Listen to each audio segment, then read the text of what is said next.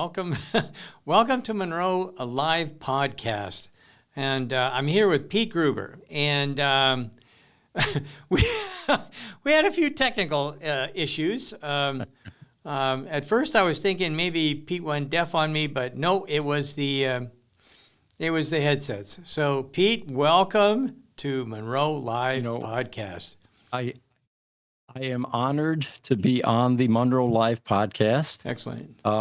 We had technical issues, and our technical issues always occur at the 11th hour, and so we stayed with that program. Yeah. And while we were not able, or I couldn't hear Sandy, he could hear me.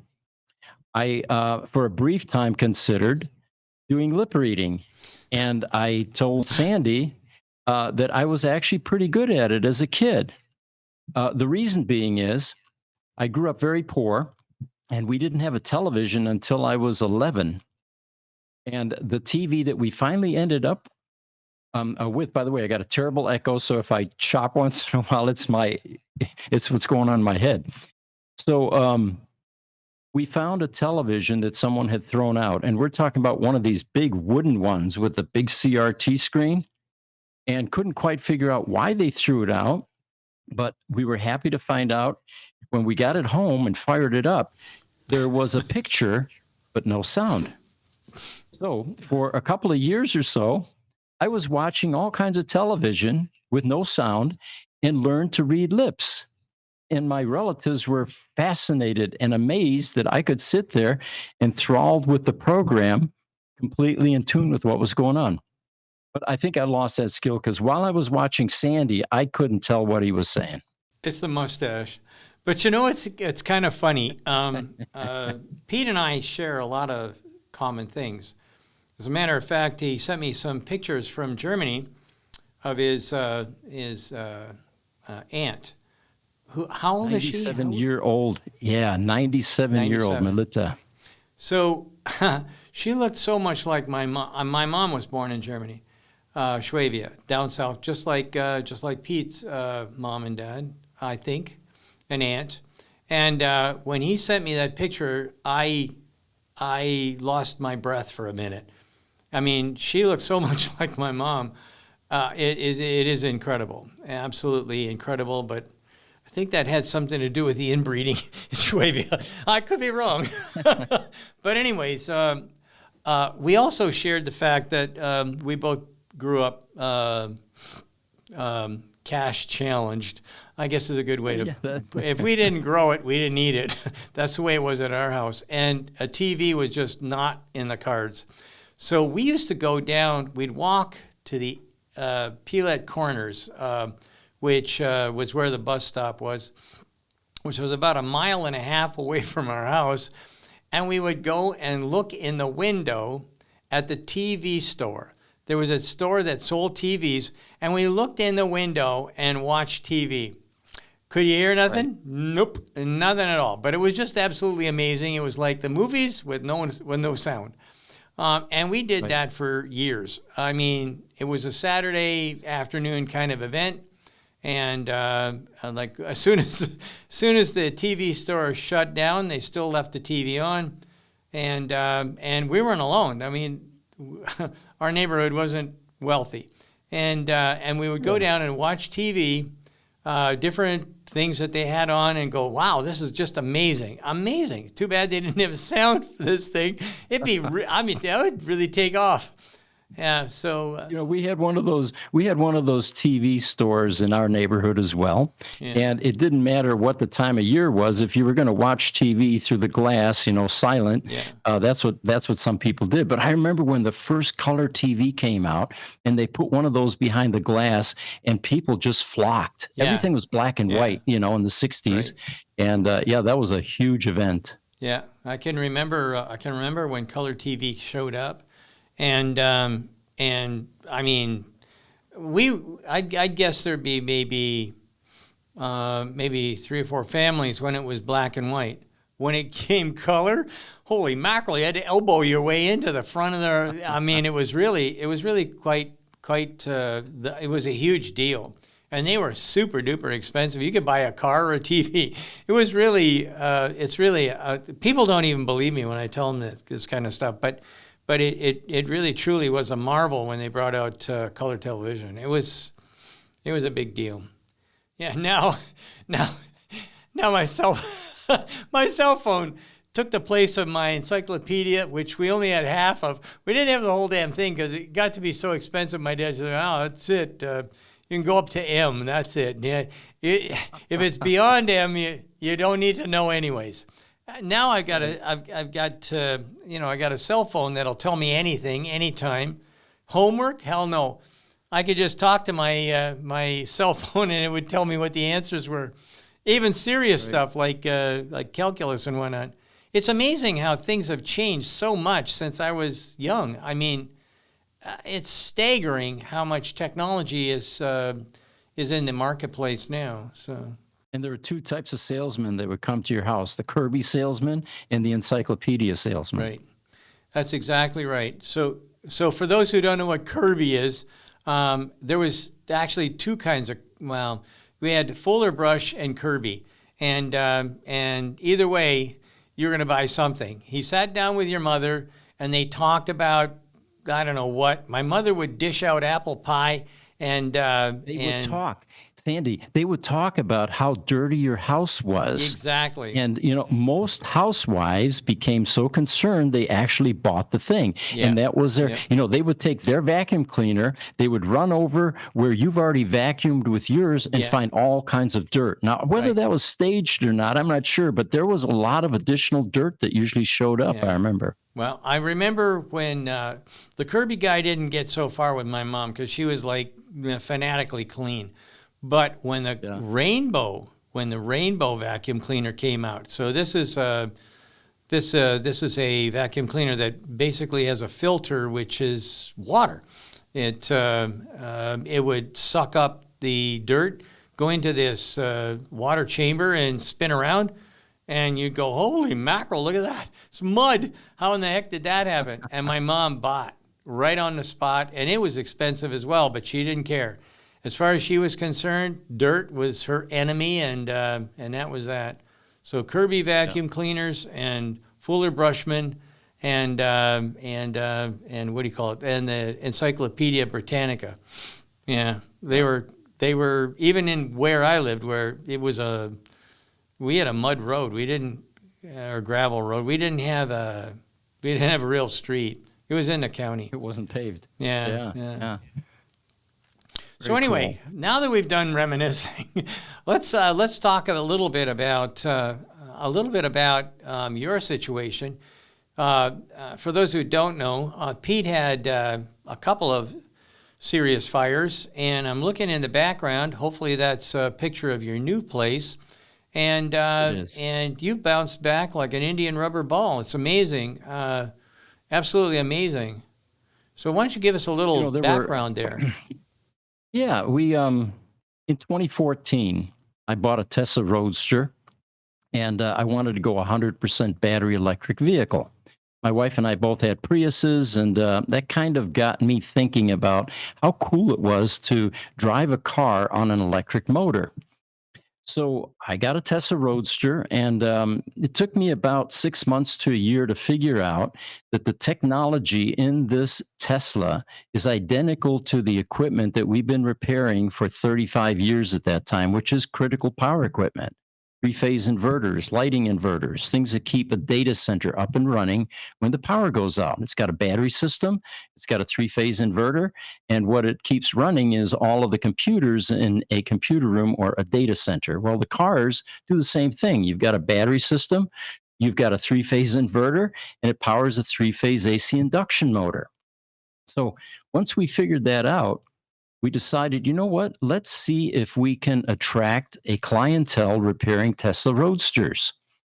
And the first customer that came along was facing a $10,000 power electronic, the PEM replacement in his Tesla Roadster. Wow. And he came to us and said, Tesla says it needs to be replaced. And we said, you know what? We can fix that. So he sent it to us from the Bay Area. We fixed it for $2,300. and completely rebuilt it to boot. We changed all the contactors and electrolytic capacitors. And so the word spread quickly that we're able to repair Roadsters. And that's really how Gruber Motor Company got started. What you see behind me there, and I don't know if the audience can see the full shot, but we took a wide angle shot of our service center. And there are about 50 Roadsters in this single building alone. Now, the fires that we've had, May 5th of 2017, we were learning how to work on Tesla Roadsters, and we were experimenting with 1,000-pound batteries, trying to get brick batteries or dead batteries back to life. And we learned a lot, but we ended up overcharging a 1,000-pound battery pack, and it caught fire. And what was amazing was how quickly that thing ignited and then sent 8-foot flames coming out of the top. And of course, it caught the building on fire. Fire department showed up. They tried foam, CO2, water, couldn't extinguish it, and finally said, we have no idea how to fight this fire. We've been trying to call Tesla, but no one's answering the phone. So we're going to back away and let this thing torch. So we stood there for about 3 hours or so, just watching all kinds of fire and flames and explosions inside, because we had 7 Tesla Roadsters in this building with a Model S and some other EVs. So that was 2017. Well, you kind of think, you get hit with lightning once in your life and you're done with that, right? Well, in 2021, we had a second fire in a building that had replaced the first service center. And this time it was a different cause. It appears to have been the electrical panel caught fire. And, there were no sprinklers in that building. Not that sprinklers would do anything in an EV fire anyway, because there's just too much energy and too many flames, and it makes its own oxygen. So we had a second fire. And, by that time, a lot of people might have thought that we would give up. Well, that's not in my DNA. And we had so many people in the community that begged us to continue to operate, because the Tesla Roadsters are a very unique vehicle, and it requires a lot of esoteric expertise to work on them. And the majority of that expertise has been flushing out of Tesla now for, a decade or more. So companies like us are absolutely vital to keep these cars alive. And I got to tell you, there were a few times that I considered hanging it up and thinking, we got other businesses. We don't have to do this again. But I'm glad that we did. We now have the largest building that we've ever had. That's about 18,000 square feet. And we learned a lot about how to build an electric vehicle independent service shop with 3 attempts. And what we have now is best practices, including a battery bunker. So if we ever do have a problem with a battery going ballistic on us or igniting, this is going to be completely contained and away from the cars that are in the service center. So that's a short story. Yeah. Well, we actually have a battery bunker here as well. It's a caged area, and it has fire suppression and all the other kind of stuff. But when we're discharging or charging batteries, we have a parking lot, and believe me, it's amazing how fast we can yank a battery out of the inside of the Munro Associates into the parking lot, and if it wants to go, it can go. It's people say, "Oh, well, batteries are dangerous," and blah, blah. You know what? A can of gasoline is pretty dangerous as well. We just have to take precautions, regardless of whether we're working on ICE vehicles or EVs. These things are dangerous. They're always going to be dangerous. They contain energy. They're no different than anything else. You just gotta, you gotta live with it. Now, we've been very, very lucky. Knock on aluminum, and we haven't had any fires. We've got a contract now. I guess it's either a contract or it's in the process of being a contract, and we're going to be training first responders on what to do when you have basically a battery fire. It's amazing how little the fire departments know about these kinds of things. And as time goes by, there's going to be more and more of them. But quite frankly, I came home from the airport one time. It would be about. It was in the wintertime. I can't remember the time. But anyways, we're coming home, and there was me and one of the other guys from Munro here, and we're driving along, and here's a car fire, like a gas powered vehicle on fire at the side of the road. And wow, I don't see that very often. Next thing you know, there's another one. By the time we got home, there was 4 of them. Then I find out that what had happened was somebody had dropped something like a bunch of boards or something like that. And they were running over these things, and ultimately they wound up catching their cars on fire. So I was in a Tesla Model 3. We were coming back from the airport. We didn't get anything. I mean, I know we ran over a 4x4 or something, but it was just a boom, and that was the end of it. So a lot of this has to do with the luck of the draw.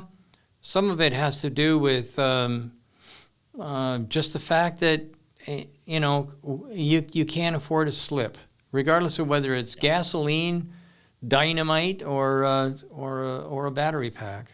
We had an interesting experiment about a year or so ago. In fact, you guys commented on it in one of your podcasts, one of your videos. We were approached by a graphene battery manufacturer that was making graphene pouch batteries, and they had asked us to develop a proof of concept vehicle demonstrating that graphene battery packs could work in a Tesla. Well, on the surface, it sounded doable. There was a bit of engineering involved with firmware and, reprogramming it to accept this different battery chemistry and charge characteristics. But they have a promotional video where they took one of these graphene pouch batteries and they hung it on a backboard at a shooting range. And they put a meter on this graphene battery pouch and then began firing 9mm rounds into the pouch, demonstrating that it did not ignite and that the voltage remained somewhat constant, even despite the fact that they were puncturing it, which is typically one of the things that ignites one of these lithium-ion battery packs. So the point there being is there are better technologies that are going to be coming down the pike that are going to make these batteries less volatile. Lithium iron phosphate, for example, does not have the same kind of, fire risks. And eventually, my prediction is we're not going to carry 1,200 pounds of DC storage batteries around with us anymore in our cars. We're going to have something better and smaller and more efficient. And then, of course, this is usually the time when Jesse over there chimes in and talks about fusion. Is this one of those times, Jesse? Fusion is on its way. Yes. Well, okay, so little known fact about Munro is we're working on 2 nuclear power projects, and both of them are mobile, and both of them use neither one of them use uranium. Both of them use thorium. And quite frankly, these 2 products look like remarkably safe to me, because if you do get into a situation like the truck rolls over, like I say, they're mounted to a truck, they're mobile, and if the truck rolls over or something like that, anything that disturbs these things in the fuel rods immediately break away. They fly away. They have their own. They have a charging unit. When they're close, they're going to give off a tremendous amount of heat. But because they're in molten salt, as soon as they pop apart, the salt solidifies, and that's the end of that. Nothing happens. It takes quite a bit to get them charging again or get them moving again. But the big thing here is, how do we make it so that we don't get meltdowns and stuff like that? So we're still we're still working on these kinds of things, but I believe that fission and fusion will start taking a place of, in areas where it's cold half the year, or there's no wind or something like that. That's going to be something that's going to be able to help out. And quite frankly, it's absolutely brilliant for defense kinds of projects, because quite frankly, the number one worst job, most deadly job in any kind of an action is driving a fuel truck. That's the first thing that everybody that's got a missile or an aircraft, that's the first thing they want to target. So this way it would look like a box truck going down the highway. No one would care. And if anybody did fire on it, it would roll over, and that would be the end of that. You got a brick sitting there. It doesn't do anything, nothing. So I'm really thinking that we're going to be looking at lots and lots of different modes for getting us the power we need. What do you think of the Aptera vehicle? Well, Aptera is a customer of ours. So I believe that when they say that, if you're down south, if you're below the Mason-Dixon line, if you buy anything else, you're like a fool. Maybe you just like spending money, because really and truly, you shouldn't need to spend any money on that car. If you're just driving it to work and back, the solar panels that are on the roof, the IP, the deck lid, I mean, everything is. You shouldn't really need to charge it at all. It should be able to get everything off the sun. And if you did have to charge it, the battery's fairly low. It's a fairly small battery. So yeah, they're saying about a 40-mile range, and the average commute in the U.S. is under 40 miles. So you're right. You'd never really have to plug in. Right, and so I'm a big fan of solar. I'm a huge fan of Aptera. I make no bones about it. I invested in them before about the same time that everybody said, Aptera, oh, you don't want to do that. Oh, Aptera, oh, they went bankrupt. Okay, I went and talked to Chris and Steve, the two guys that run the show there. I didn't see anything but roses and sunshine, so I cheerfully gave them money. And then later on, when they needed help, they became a customer. They're still a customer, actually. So I'm a big fan of Aptera. I think that what we need is more Aptera-like projects where we expand the horizons, push the envelope a little bit bigger, a little bit wider. So, and actually, that's one of the things I was going to ask you about. What's the chances of making, maybe converting one of the Teslas that you've got into a solar type vehicle? What do you think? Well, it would be pretty crude, because we would have to mount, solar panels on the car, unless we re-engineer and redesign and actually create something that's the shape of the car. I'm personally still waiting until the density of the solar panels gets to a point where we've got more energy coming from that surface area. Now, the thing that excites me, though, Sandy, is photovoltaic paints. Oh, You're going to have to paint your car anyway, right? yeah, exactly right. So about 15 years ago, we had a Chinese guy come in, and he was pressing this stuff, and I was on this like white on rice. And but he had some family issues. His wife, I don't know, whatever. Anyway, committed suicide. I have no idea where that went. But if you can make something happen with photovoltaic paint, I definitely would like to know more about that. Is that something? Is this the secret that you're going to tell us about here? Or No, we're not developing photovoltaic paint. Oh. But the other thing that we're excited about is this the induction coupled charging. For example, there are some countries now where they're burying coils in the roads, and you're charging while you're driving. The questions are going to be, how are they going to monetize this? Are they going to have toll roads now where you have to pay in order to drive on something that's going to charge your car? And then you have other interesting engineering problems or challenges like, what if your car doesn't sit low to the ground? You got a lifted truck. You're not going to get much of a charge. So it looks like the low riders are going to get the best bang for the buck with this type of charging. But, you know, there's so many things on the horizon that are exciting. But the question I wanted to ask you is, what do you think of in-wheel motors? Well, a lot of people have tried. I know Aptera moved away because they just couldn't get them. Lordstown, of course, that was their big key to the future, and that didn't work out. I know that they're working in China. Protean has some stuff that's working over there, but it's been unlucky. I see the advantage.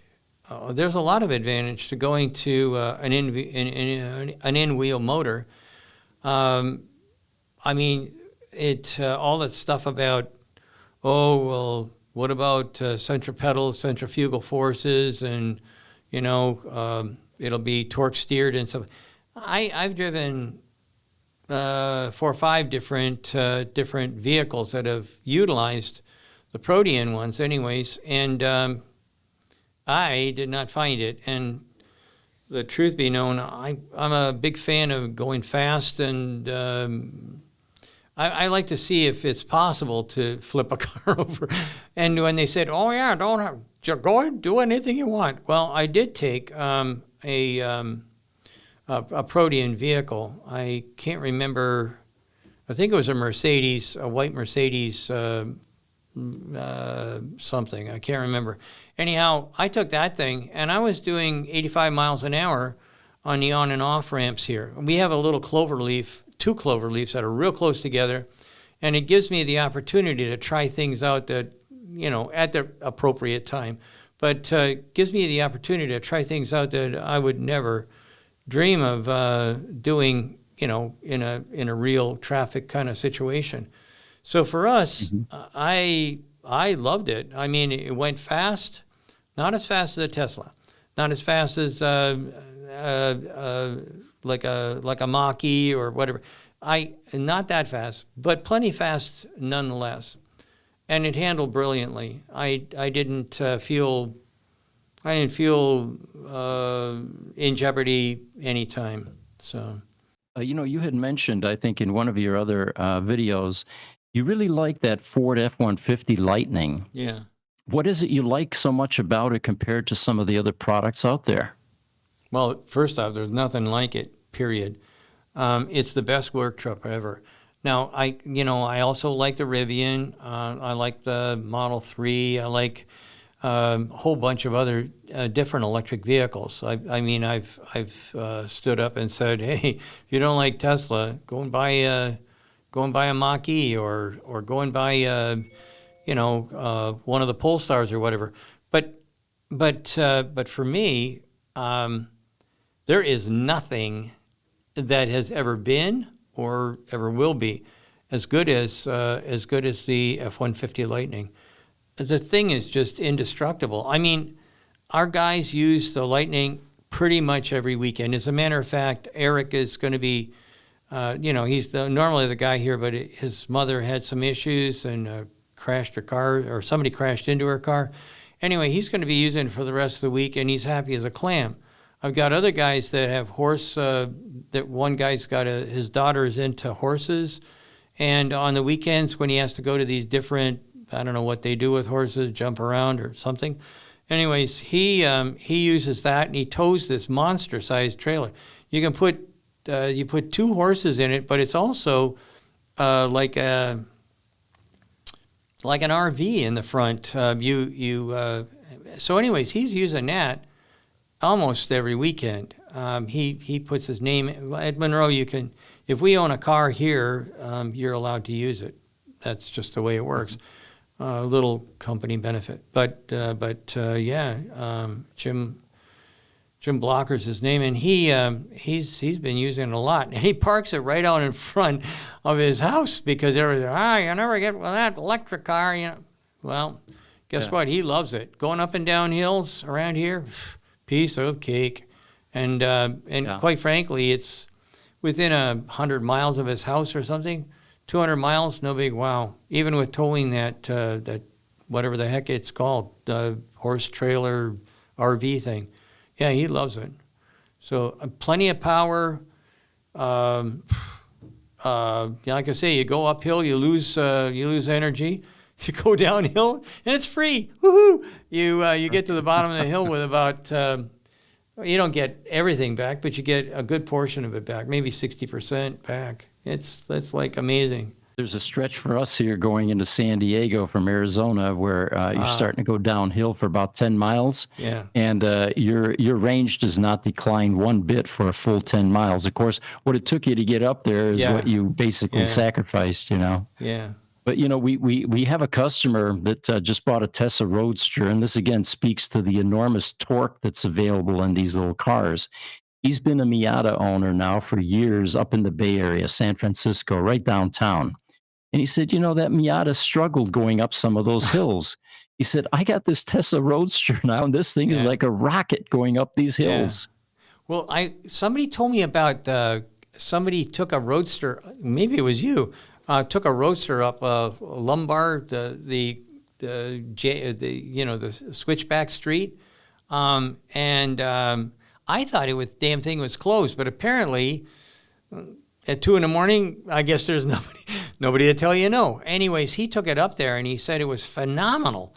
And normal cars, I mean, you had to pull over to the side of the road or something every once in a while to let the car catch up or something. Was that you that told me about that, the lumbar thing? No, it wasn't me, but I can relate to that. Yeah. I made the mistake one time of renting a 4-speed Mustang in San Francisco and didn't realize a lot of those stop signs are on serious inclines. Yeah. And if you're not used to the car and you're working a clutch, it gets pretty scary at times. And stinky too. They burn up. Well, yeah. So the Cybertruck, what are your thoughts about? I know you're trying to buy one, and you guys do it a little bit different than we do. We don't see the in warranty cars for some time. So most of the stuff we work on is the legacy stuff, like the Roadster, and then the Model S now, and the Model X. But you actually get the new stuff, and you're able to tear it down. Yeah. How close are you to getting one of these Cybertrucks now? Not close enough. I'd love to find somebody who's got a low number that actually has got notification that it's coming. I really, really want one of these things. We do have huge competitors. One's from India and one from France, and they have billions to toss around. I do not have that kind of money, but I'm really, really trying to get my hands on one. As a matter of fact, I'm going to be texting one of the guys out in Austin to see if we can maybe get something going with him. I really, really want to get one of those. And as a matter of fact, we did a little very short Munro Live YouTube this morning. Talking about some pictures that were taken underneath the Tesla Cybertruck. Apparently, it was on the side of the road from electric, and we did a little look at it. But there's nothing really extraordinary. If you squint, there is one thing. Of course, it's got all-wheel drive. Four-wheel drive. It steers from the back and the front. I've forgotten what that term is, but anyways, so that was kind of interesting to see how they put that together. But the rest of it looked pretty much the same as what you'd find on a Lightning or a Ram. A Dodge Ram has air suspension systems, or the Rivian. It looks similar, except that they've really beefed up the like where your air suspension bellows are. They've put a great big giant stainless steel pipe to make sure that you don't smash your suspension system. when you're going off-roading. So I really appreciate that. Plus, they've got some, it looks like carbon fiber crash shields to make sure that if you bump into something, it isn't going to take out a part in the suspension that you'd really like to keep. So yeah, it looks pretty good. I have 5 on order, which I'm willing to trade off to anybody that can help me out with an early one. So I heard there's one guy. It was at the Tessa Roundup. I think you were talking to him, Yeah. or had heard, but he's got 53 of them on order. Is that right? yeah, actually, one's got 53, another guy's got 200 on order. 200. I mean, that's, man, if they all come in at the same time, he might be willing to give up 1 or 2 of them. So I'd really like to get one, like real soon. As soon as I could possibly get it, I'd like to have one. Maybe one of your contacts there who owns a Roadster has one coming up.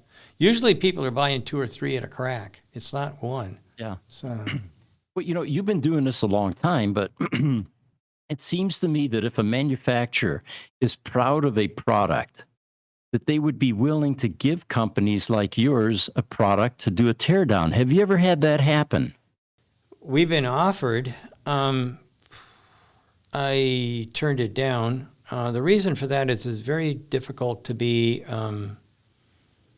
unbiased Yeah. if somebody gave you something. So we kind of steer clear of that kind of stuff. But we've been offered by a couple, 3 European companies. I don't want to lose what credibility we got. I don't want to toss that out the window. However, if Elon said, "Hey, Sandy, you want one?" You watch how fast all that credibility shit goes out the window. As long as I can say whatever I want, he'd be the only one that would. He'd be the only guy that may not have any strings attached. But I'd really like to get one, and I know half the planet wants to know, is it as good as everybody thinks it is, and stuff like that. I'm personally thinking that the reason it's so late to market is because they did so much, I don't know what you'd call it, extra safety work and whatnot. That one that was left at the side of the road had markings on it that said it was from New Zealand. So in this time of the year, that's the only place you can get where it's really cold is like way south in New Zealand, or Tierra del Fuego in South America. And even then, it's not. Tierra del Fuego is cold, but not really cold. The only other spots in Antarctica, and I don't think you're allowed to do cold weather testing there. So the best thing you can do is go to down to the lower tip of New Zealand, like the southern tip, and in the wintertime. And it gets plenty cold down there, I'm told. I've never been there when it was cold, but it's the spot that everybody uses in the wintertime. And, I suppose if that was a situation where the manufacturer was so proud of their product that they realized you were going to give them glowing reports, and you wrote into the contract that you had complete freedom to, assess it and give an honest appraisal, even with all of that in place, I think that it would still affect your reputation or your credibility, because people would immediately assume that you're being biased because you were given a free vehicle, basically. Well, at the end of the day, we do get not cars, but we do get other things that we've looked at, and we were allowed to. We got them because you can't buy them; they're not in the marketplace yet and whatnot.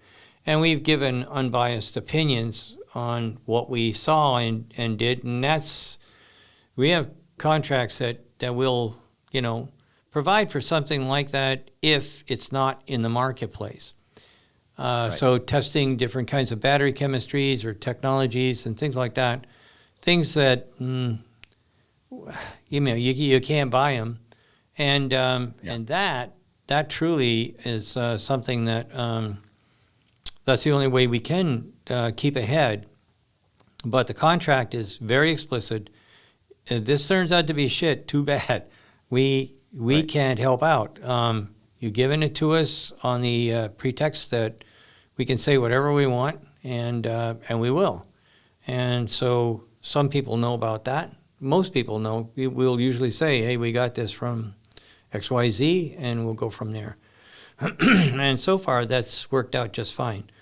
A couple of times we were asked not to give the review because it was so horrifically bad. And you know what? Sometimes, you got to swallow hard and say, okay, we wasted 4 or 5 days testing something, and then we did a YouTube, and we looked at it and said, "Ooh, we better tell these guys about this," and then we didn't put it up. Yeah. I mean, we found a number of things there, and then sometimes we got cars that they came from somewhere else. Sometimes a wrecking yard or whatever. And we've torn those apart and went, oh my God. So what we did was, in order to not look like we're out there chasing ambulances, we took all the data, packaged it up, sent it to the highest ranking guy we could find at whatever that company was, and said, you have a problem. And that's, well, we've found 2 cars like that, and a number of other battery-powered products like bicycles. Yeah, I'm not interested in having anybody's death on my conscience because I found out something and didn't say anything to the road. I won't be I'm not going to throw them under the bus, but I am going to tell them, hey, you know what? You have a problem. You better fix it. And I mean, like right this very second, or we'll take it to NISTA. Yeah, again, you see fine craftsmanship at times, and then other times you just kind of shake your head and you say they use drywall screws, to fasten up body panels, and jerry rig this, and steel cable or wire to hold things in place. Yeah, there are a wide range of skills out there, and what I'm always telling our guys, our mechanics, is the work that you do is a testament to your skills, and at some point in time, someone's going to look at that, and what you want to have them say is, these guys are first class. They are craftsmen. Yeah. And then, of course, like you say, these are 4,000 to 5,000 pound missiles that are hurtling down the freeway at 70, 80 miles an hour. And you don't want to be that guy that cut corners and a family died, because you got to live with that the rest of your life. Exactly right. We have our hiring techniques here is it's hard to get into Munro, and but it's easy to get out if you don't do what we think is the proper job for the customer. At Munro, I don't know if I want to go into, but anyways, at Munro, if you are called out by another associate, he can fire you. He or she can fire you, and we've had that happen in the past where some guy came in on paper, he looked great. Then he worked with one of our guys, and they said, and that was the end of that. And we've had that happen quite a few times. Actually, not so much lately because our screening, now we've got a HR person, and our screening process is quite good. But in the past, we've had a couple of surprises that we just couldn't abide, and so consequently they went away. Yeah. We've got a number of EV manufacturers now, more than ever, it seems like. And, the goal here is to get the fossil fuel burners off the road. The planet's in trouble, and that's one of the simplest ways to do it. And so many of them are struggling. You see the cash burn that just, the majority of them are suffering from that. Do you have any advice or any thoughts about what they could do to improve their sustainability and their future survival. Well, in a lot of cases, what they do is they try and solve all the problems themselves, and that's not a good plan. The best thing you can do is go and find people that can help you. Sometimes that means tier 1 or tier 2 suppliers. Sometimes it means that you go and talk to somebody that you think is your enemy, but really is your friend. Sometimes, this is going to sound like an ad, but sometimes it's really a whole lot simpler. If you find somebody who's knowledgeable and does it for a living, like helping people make money, go and see one of those guys. And there are plenty. I'm one of them, or Munro's one of them. But there are a lot of very good places. Well, you're one of them yourself. I mean, at the end of the day, if somebody came to you that was creating a new vehicle, would you have anything to tell them to avoid or something to tell them how they can help out? I'm positive the answer is going to be yes. You've got a wealth of information. And in a lot of cases, people will struggle, and I mean seriously struggle. And then finally, they wind up in a situation where they're flat on their back, and they have no other choice, and then they phone somebody. Well, just find out if somebody can help us. And the next thing you know, in 10 minutes over the phone, they're moving in the right direction. Or at least they know who they can count on that can help them out. And that's one of the big things. The worst thing, like I throw a lot of rocks at MBAs and this, that, and the next thing. But at the end of the day, I am an engineer, and I know deep in my heart that I can do anything. Doesn't matter what it is, I can do anything. And when you have that kind of attitude, you're doomed for failure. I have learned over the years that I can do some things, and I can do even fewer things really well. But I can't do everything. And so going to find people that can help you is a really good idea. And that's why when I'm totally befuddled, I walk out into the plant and I talk to guys out there. And the next thing you know, I feel, humbled, but I can talk like a genius. Why? Because I asked somebody else. I went and checked out. What's out there, and quite frankly, the same thing is true with the personal contacts I have. Hey, I'm banging into this. What should I do? It's good to go and talk to other people and get their opinions. And like I say, anybody that's in the new car development area, I mean, you can see most of our stuff on YouTube, but I think banging on your door would be a no-brainer. That's what people need to do. They need to go and find someone who can help them. And I think Gruber Motors could be one of those spots. So that's why I wanted you on this podcast, was because, quite frankly, I think you've got a whole lot more to offer than just fixing people's out of warranty products. I really do. I really think that more people should be banging on your door. Well, thank you, Sandy. Yeah, to some extent they do. And everybody wants to be in the independent EV repair space currently. And they ask if we can franchise, if we can train, if we can provide internships. Yeah. And the problem that we have is we're so busy taking care of Tesla Roadsters and the legacy Teslas. I would love to scale, build bricks and mortar around the world, replicate and scale what we're doing. The biggest problem we run into, though, is lack of manpower. It's very difficult to find people that have the skills, the broad range of skills that we need in the independent space.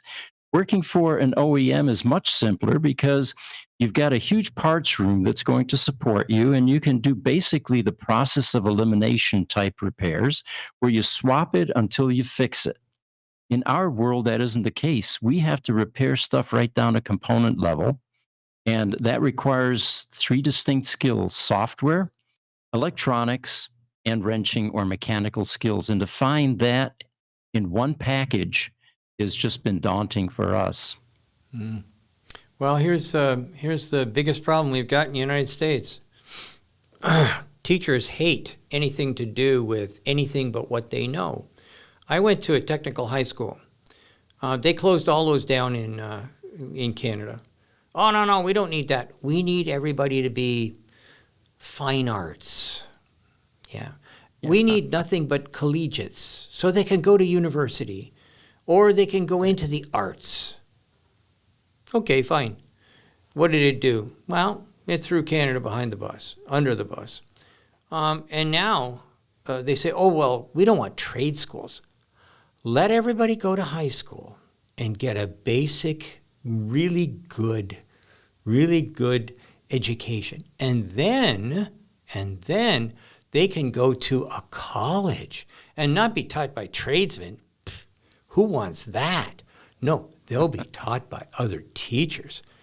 And that's what happened to me. And that's when I got out of a trade school. I walked in, and after I'd gotten my journeyman's ticket, and I walked into a college, and I couldn't believe it.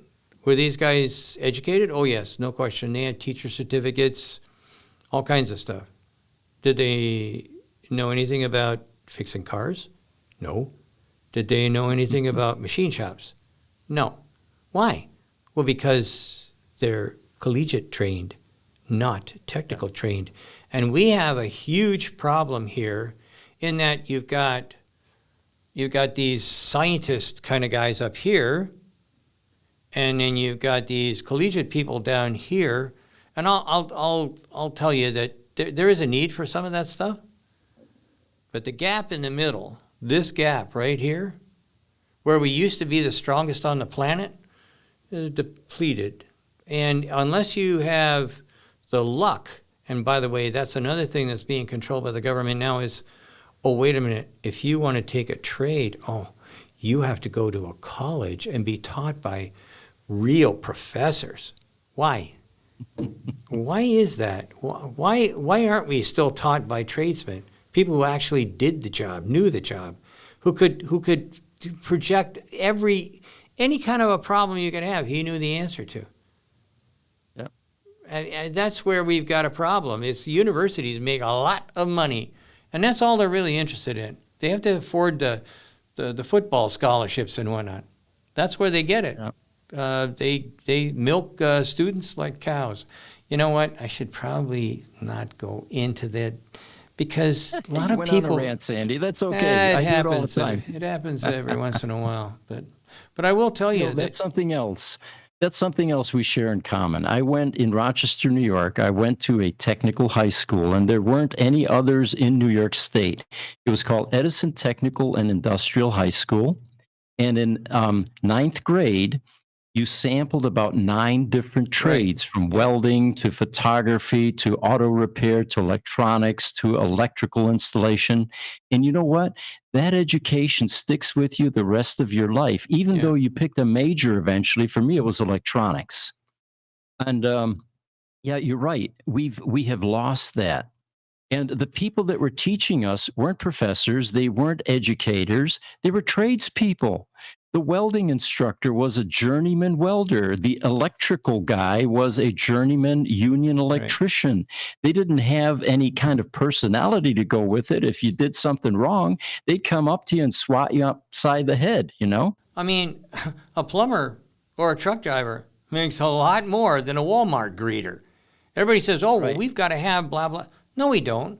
What we need to have is more technical high schools. And by the way, the high school that I went to in Windsor, Ontario, Canada was called W.D. Lowe Technical School. I am a low-tech grad. Okay. There you go. Yeah. I used to bring that with me. I was the second in the school. It was it had a lot of graduates. Anyways, 1,000, I think. I used to bring that thing with me because I was second out of, they picked the top 5 or something. And I was number 2, and I used to bring that thing, and I had a slide that would pop up, and I'd say, "Thank you for your attention," and I just want to recommend my school as WD Low Technical. I am a low tech grad. Thank you very much. And then I would walk off the stage. It was great. I didn't have to answer any questions. Everybody applauded. Everybody was laughing. It was a good deal. I could just get out. Yeah. Holy mackerel, we've deviated. Oh my God, we're gonna have everybody solving weeping. all the problems in the world now. Exactly. Yeah. We should probably save some of this for our next podcast journey. Yeah. Yeah. And, again, we have an invitation for you. We'd love to have you come out and see this auto shop of the future. And the Roadsters. You know what? Everybody asks about those 3 Chinese Roadsters, and maybe I can just interject quickly. Yeah, absolutely. That was one of my questions, but we didn't get to it. We went off into left field here. Yeah, can you give us some upgrade there, some update? Yeah. So the latest is they were moved into 20-foot sea containers instead of 40-foot sea containers. And instead of going to Dubai, they are on the boat right now headed for Long Beach, California. They'll be arriving the 26th of this month. And our CFO and his team are helping with some of the customs paperwork. And right now it's looking like that's going to be about 2 or 3 days. So those things will be put on semis fairly quickly. And they will be here, it looks like the first week of September. And once they get here, what we're going to do is have a second media event if anybody wants to come and witness the opening and unsealing of these sea containers. But what we're most excited about is examining each one of those Roadsters after 13 years in storage. We're going to fire up the 12-volt systems and look at the odometer readings and confirm that they are close to 0 miles. We don't think they're exactly 0 because when they build cars, they have to do a little bit of test driving, right? Well, it's you still have some driving on all cars. No car is 0 ever, never. Yeah. So we'll take a look at that. But the big unanswered question is, there's a faint bit of optimism that if these service plugs were pulled, which is the connection on the big main battery pack, disconnecting it from all of the devices that could be draining it, we're remotely optimistic or cautiously optimistic that these batteries may be good. Now, it would be akin to putting 18650 cells in inventory and letting them sit there in your warehouse for 13 years. Will they last that long? And we don't know that for certain. So anyway, it will be a fun event. We will be able to take them out of the sea containers. We'll then store them in our service center, clean them up a bit, and then go round 2 on the bids. The bids so far, by the way, they started off low. It was $50,000 for all 3 cars. And then eventually it got up to $700,000, $800,000, and now we had a bid at $2 million. Holy and mackerel. It jumped from 800,000 to 2 million. Yeah. And, we did our due diligence and we contacted this high bidder, and it looked plausible until just a week it was about a week or so ago. It turns out that what he was going to do with them was put them on the road, which I am vehemently against. These are like Picassos that should be hung on a wall. It's like that fine bottle of Chateau Lafite wine that's 150 years old, sold for $240,000, and no one's ever going to drink it because it's vinegar. These are not cars, in my opinion, that should be put on the road and driven. They're to be appreciated for their close to 0 mile status, and they're survivors. And if Elon is listening, my vote on these is that Elon should buy them, or his company, put one into every lobby in every gigafactory that they currently have on display to show the first Tesla vehicles and as a debt of gratitude for the early adopters that helped Tesla actually survive. I don't know if you know this, but in the early days, Tesla was doing down payments without delivering the product yet, just like they're doing the Cybertruck and this the second generation Tesla Roadster. That's a $50,000 down payment or prepayment. And I've talked to early adopters that freely admitted, I didn't think the company was going to make it. They were on the verge of bankruptcy constantly, but I put my $109,000 down. And if I didn't get it, that was okay. Now, they were obviously wealthy people. It wasn't your average person that didn't have much disposable income. But my point here being is there is some gratitude, a debt of gratitude that needs to be repaid to these early adopters. And this would be a great way to do it, is to put one of these in every Gigafactory on display so that all of the visitors will see what the early days of Tesla were. Mm. And, one additional perspective, the World Traveling Roadster, VIN number 507, that in 2012 went all around the world. It ended up going to a museum in Munich, Germany. Yeah. They asked if they could have it for a year, so they gave it to him, or the owner, Raphael de Mestre. And after a year, they realized hundreds of thousands of visitors came to see this car, and they asked for an extension if they could have it another 6 months. And they did, and that's when it got bricked and died because they didn't charge it properly. So, point being is these are very popular cars. This is the car that started the EV revolution. Granted, we had the EV1 in the last century. It got crushed. There were only about 1,500, but it didn't have the same impact as the Tesla Roadster, which not only survived, but then helped launch the next generation Teslas, which now are pretty much dominating the planet. So I'm going to get off my sawhorse here. That's my story on those 3 Roadsters. Well, I'm really enthralled with the fact that that you, first off, you rescued them. Secondly, that they're coming back home to the United States. And I don't know about the putting them into because I don't think that Tesla Gigafactories have so many too many tours. But the idea of putting them into a museum where somebody that knows what they're doing, not a collegiate person, but somebody who knows what they're doing, so they don't get bricked and go dead. That would be, I think, truly amazing. I can't think of how many different car museums that could be out there that would kill for the Peterson. Peterson would be my first thing. Yeah.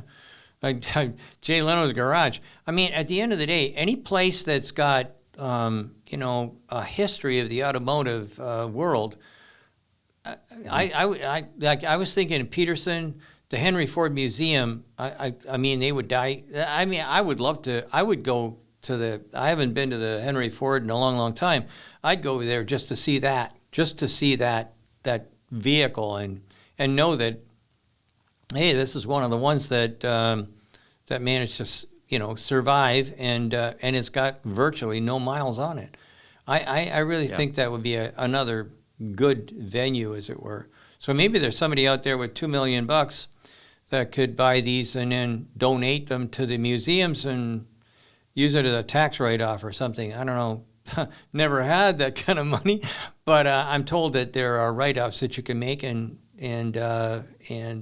reduce your tax burden or something like that. I don't know. I think it's like 60 cents to the dollar or something like that. But still, in all, it would be a really generous donation, I'm sure, and it would save these things from being bricked like the ones in Germany, or put back on put back on the road. What I was telling some of these people that were bidding that thought, well, what will it take to fix the battery? And I said, well, why would you want to if you're not going to drive it? They said, well, I am going to drive it. I said, every time you take that car out, you're gonna feel terrible that it just depreciated $10,000 to $50,000. It's going to be more than that. At that rate, as soon as you take it and put it on the road, you're looking at 25-30% gone. I mean, it's the same thing as any brand new car. How long does it take to get rid of 30% of your investment? Well, wait a year. Overnight. That's pretty much it. Yeah.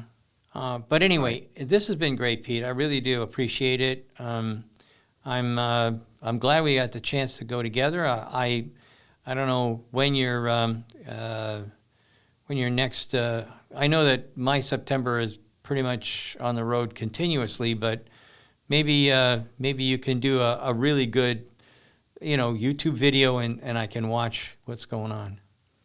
Yeah. No, anytime, I mean, we're wide open. Anytime you want to come here, we'll make space for you. We've run almost an hour and a half for this podcast. Yeah, I don't think anybody was expecting it to go this long, but we always have fun when we get together. Yeah. And as promised, when you do come out, we're gonna hoist a glass of Hefeweizen. Now we're talking. Eat some good German food. Absolutely, yeah. Bring on the Wiener Schnitzel und the Spargel und the white asparagus. Jawohl. Yeah. Absolutely. Yeah. Well, it's been a real pleasure. I appreciate you and your team hosting me, and we'll do this again, I'm sure, in the future. Absolutely. Auf Wiedersehen. Huh? Auf Wiedersehen. Thank you. Yeah. Okay. Bye-bye, everybody.